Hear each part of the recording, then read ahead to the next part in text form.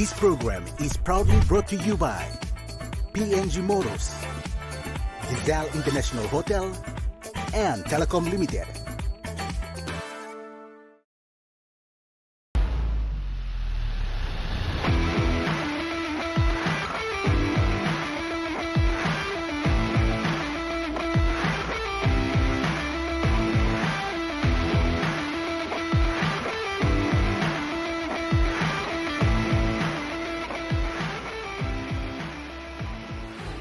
Welcome back to another episode of Sports Scene. I am Jaylee and this is Denzel, and we're back with another jam-packed show for you tonight. That's right. Awesome things happening in sports around the world and also locally. I'm excited for the state of origin. Let's go.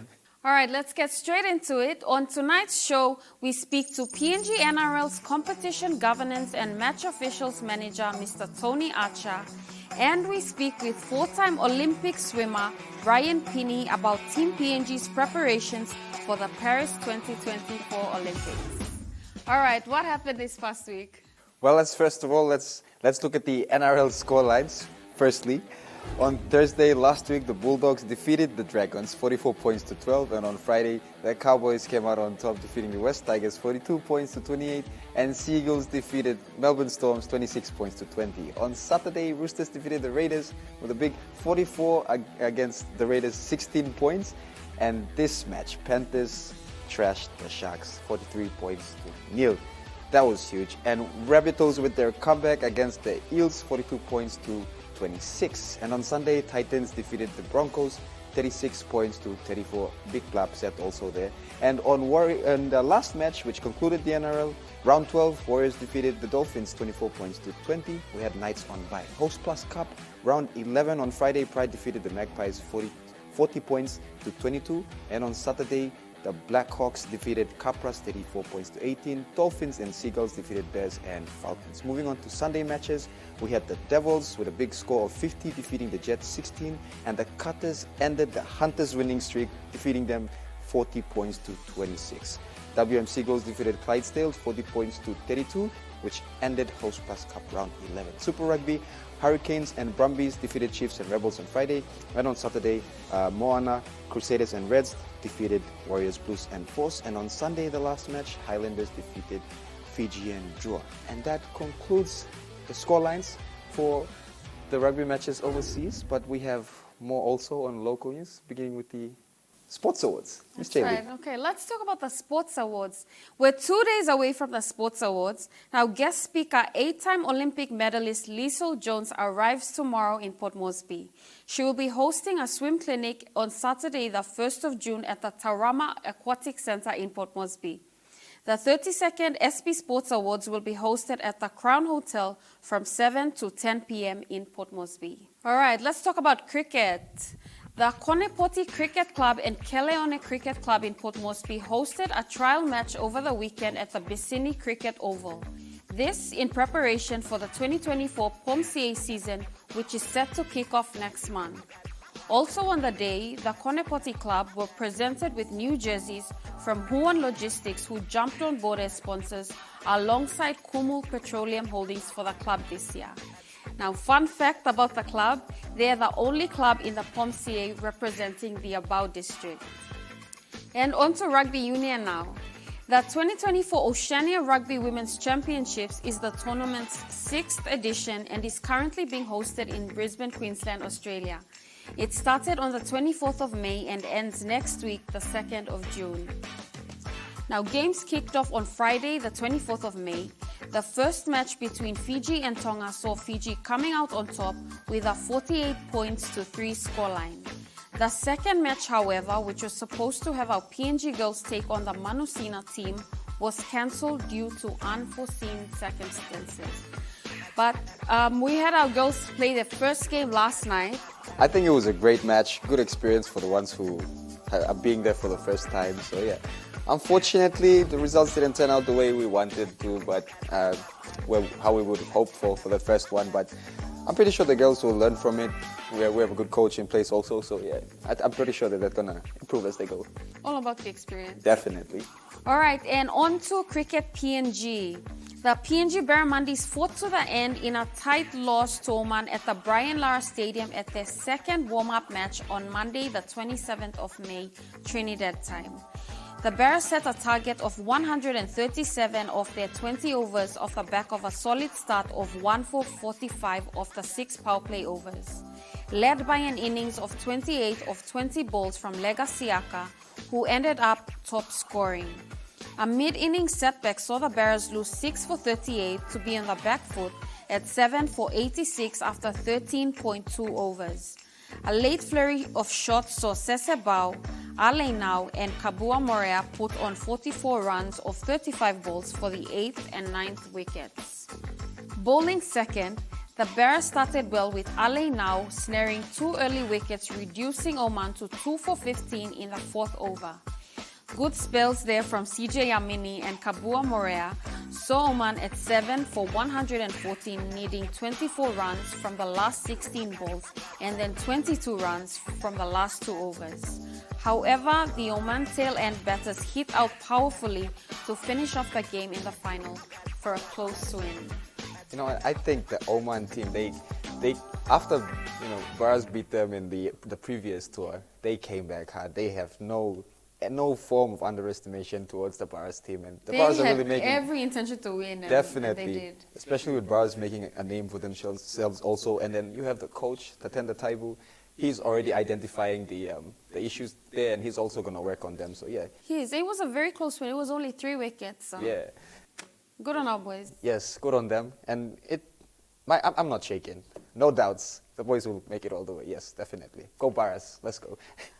All right, don't go anywhere. After the break, we speak to PNG NRL's Competition Governance and Match Officials Manager, Mr. Tony Acha.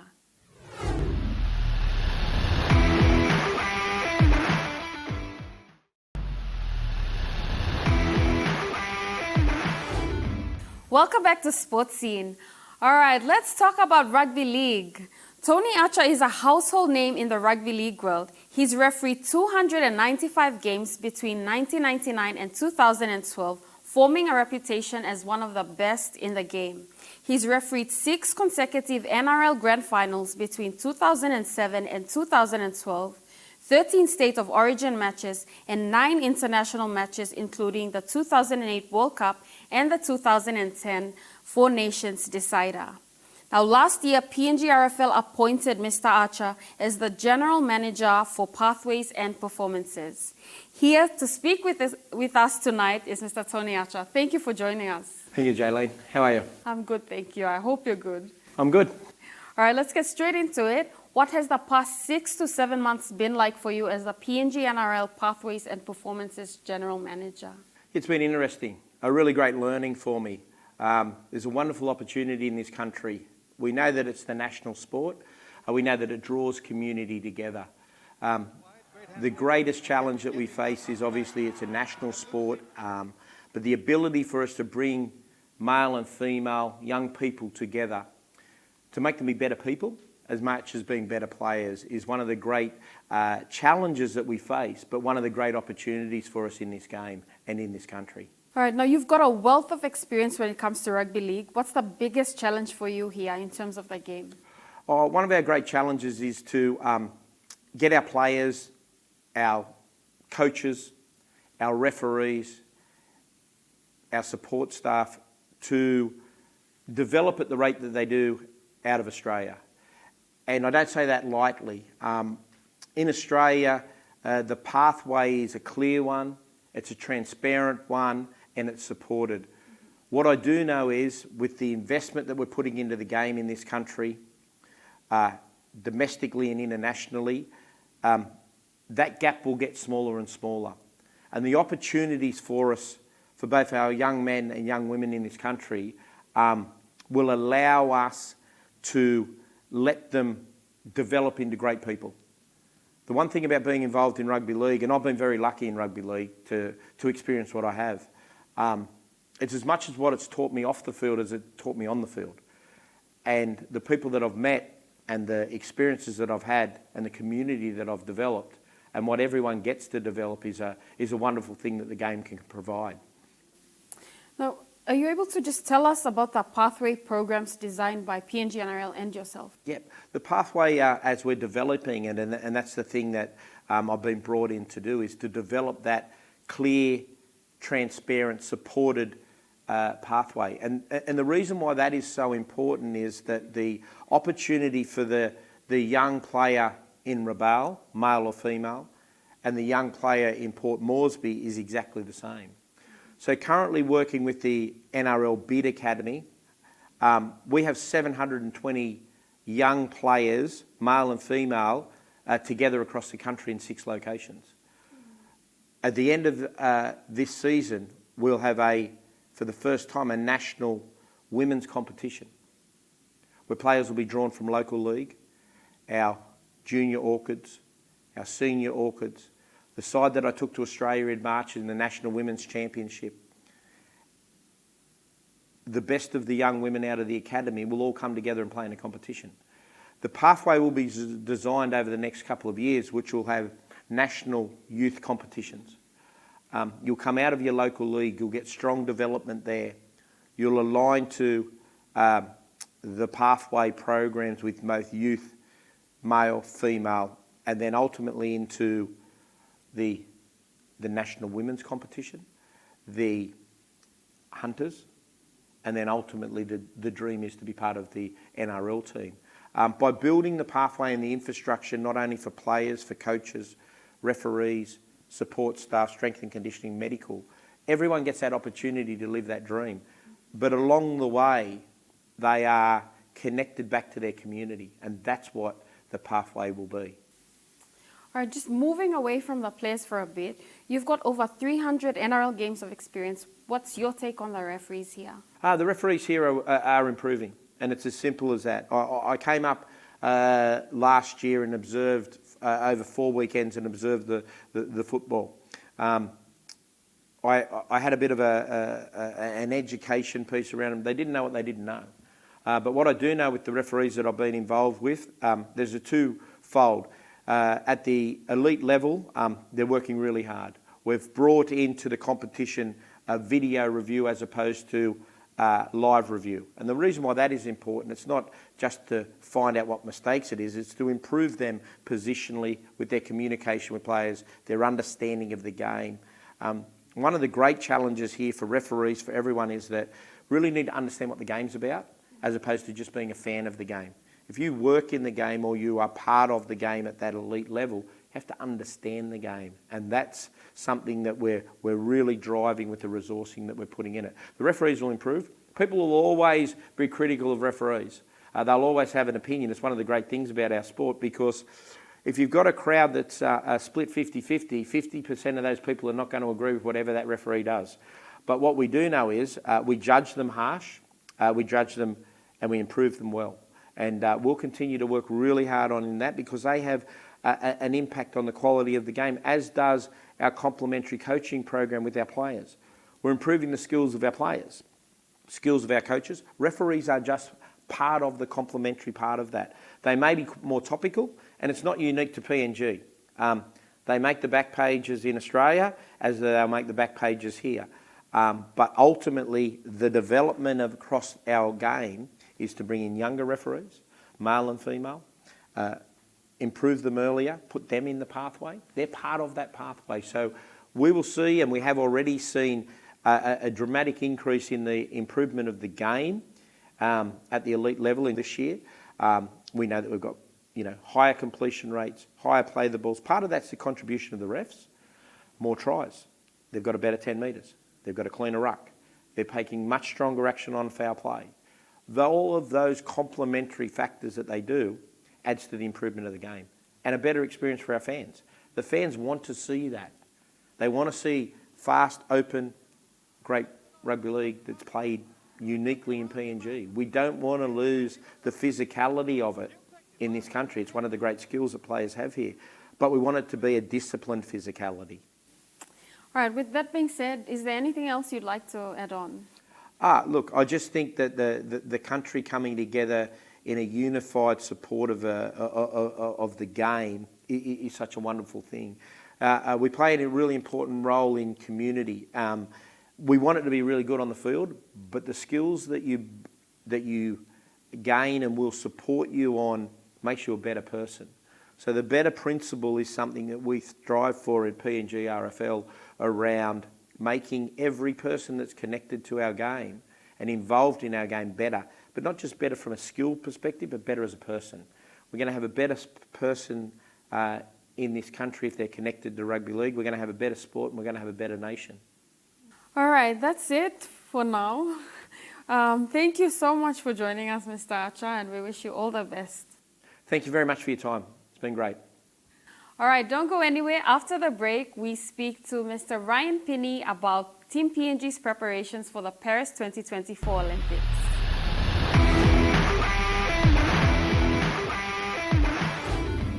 Welcome back to Sports Scene.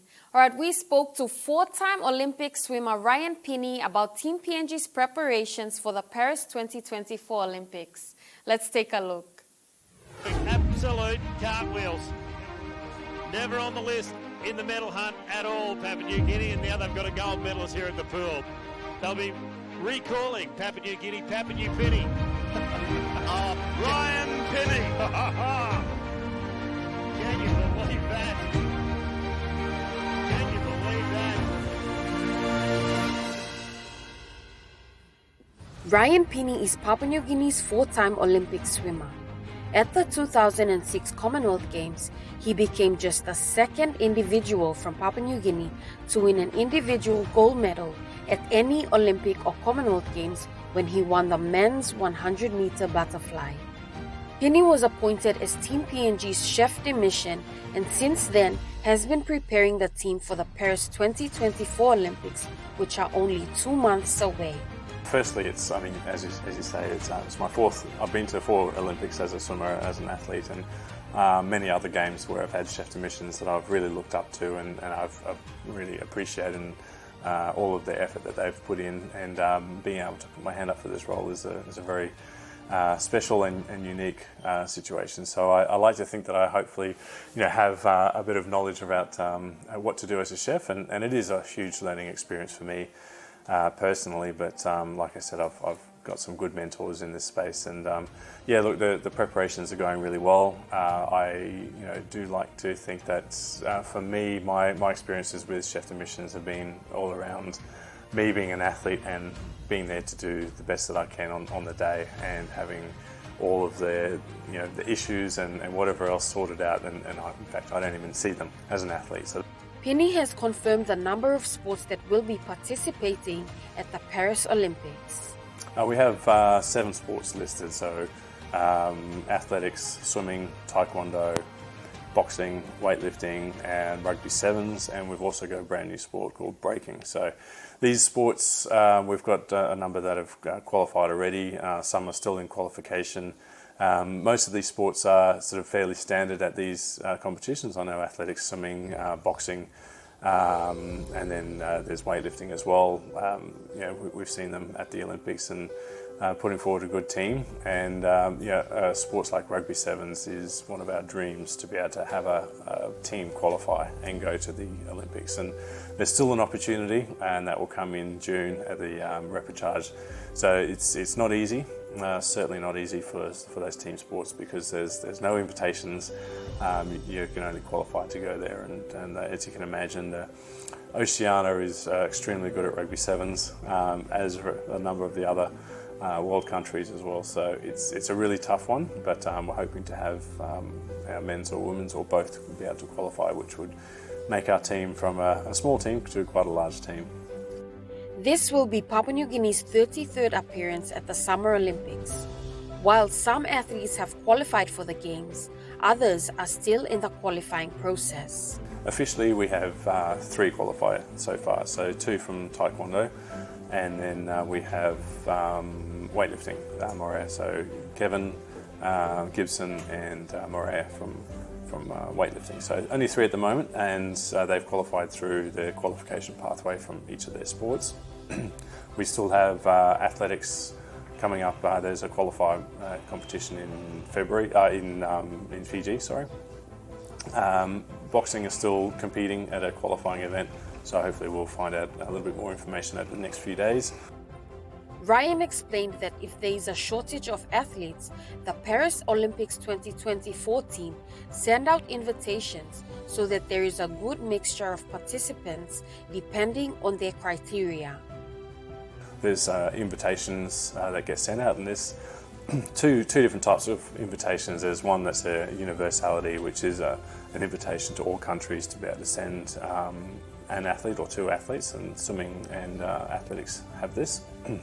Other qualification ways is an invitation by a tripartite. So they look at the quota overall. If there's any vacant spots, then they'll send out an invitation, and they generally try to make sure that there's a good representation of continents.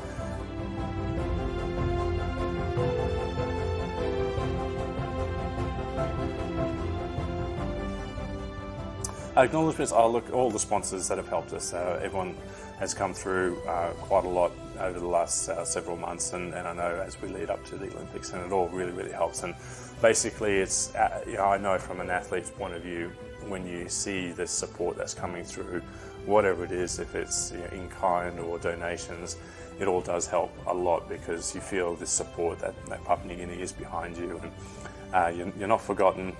We're really pushing for you, and there's a lot of companies out there who do support that. So my acknowledgements is to everyone that's out there supporting Team PNG, making us feel proud over there, and we'll definitely fly the flag high and represent Papua New Guinea as best we can. With only 2 months to go before the Paris 2024 Olympics, Ryan is set and ready to lead Team PNG.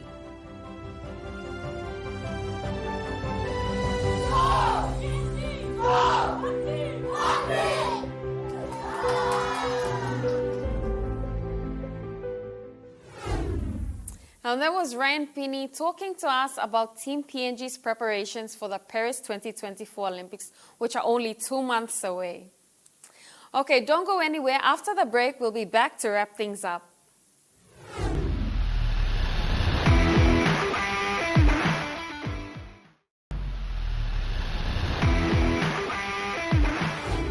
Welcome back to Sports Scene. Now let's take a quick look at the weekend preview. Starting off with the sport that we love, Rugby League, NRL. Round 13, the Eels face the Sharks right now tonight. I'm guessing Eels will win for my own personal reasons, actually. But on Friday tomorrow, Knights versus the Bulldogs. That's going to be a good game to watch. And on Saturday, Panthers face the Dragons, followed by Dolphins versus the Raiders. And on Sunday, Roosters versus the Cowboys. Now that completes round 13. Bye, we have Broncos, Rabbitohs, Seagulls, Storms, Titans, Warriors, and West Tigers. So we have all of these teams on bye for this weekend. Host Plus Cup, round 12, we have on Saturday Seagulls versus Clydesdale, Hunters versus the Magpies, Capras versus Jets, Falcons versus Dolphins, Blackhawks versus the Tigers, and on Sunday WM Seagulls versus the Bears, and on bye Cutters, Devils, and Pride. Super Rugby Pacific round 15, we have the Crusaders versus Moana, Waratahs versus the Reds on Friday, and on Saturday Drua versus Rebels, Hurricanes meet the Highlanders, Blues versus the Chief, and Force meet the Brumbies. And that concludes our weekend previews for the rugby that we love, but I'm more interested in State of Origin. The team lists were announced recently, and a lot of speculation from the rugby fans, especially because of Tedesco being dropped. What do you think? Should they have played Tedesco for experience, or Dylan Edwards? He's the new fullback for Blues. So what are your thoughts on that one? I'm all for Dylan Edwards. I don't know about Tedesco. Well, Tedesco hasn't been really consistent with his performance, and also with the series that they lost recently. Tedesco was a bit, just some struggles. Maybe it's over for him. I mean, I'm not saying anything against him, with all due respect and all that, but I really think that Dylan Edwards, he earned it because he's been very consistent moving on. Also, Tom Dearden has replaced Cameron Munster, and if you look at the Maroons lineup, everything is set. Unlike the Blues, they're arguing a lot, so what if blonde? We'll see. Maroons is set, so we have Selwyn Cobo on the bench. Mastermind utility, honest. So yeah, we'll see. Definitely. All right, before we go, if you have a sports-related story you'd like us to cover, please contact us on 312-9229, or you can Facebook us, email us, or drop by our office at Level 2 Garden City, Boroko, here in Port Moresby. All right, that's it for tonight's show. We hope you enjoyed our company. Definitely. We enjoyed yours. Always a pleasure to have you. As usual, every week, week in, week out, on Sports Scene. Thank you. All right, do join us same time, same place next week right here on your number one to watch. Good night, from Sports Scene.